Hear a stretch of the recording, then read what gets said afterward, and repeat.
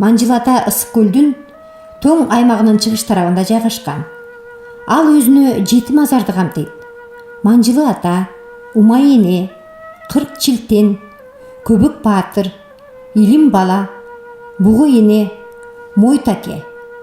Булардын ар биринде булак бар. Ошол булактардын суусунда 7 башка даам сезилет. Даамына жараша алар 7 башка касиетке ээ. Манжыл ата эмне себептен мазар болуп калгандыгы жөнүндө так маалымат жок.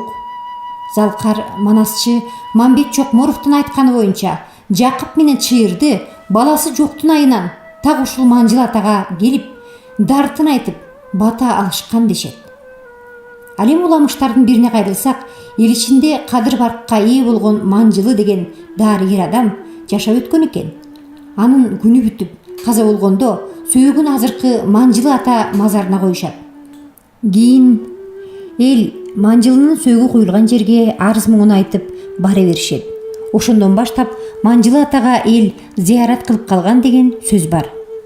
Болжолду 18-кылымдын аягында, 19-кылымдын башында Манжылы ата мазарына караган Көбөк Дубана деген адам болгон.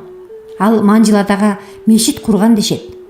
Дубалынын бийиктиги 1 метрден ашык келген мешиттин калдыгы азыр да бар. Майтыгаттуу Дубана жин оорусу менен жабыркагандарды мазарга алып барып от жагып дарылачу экен.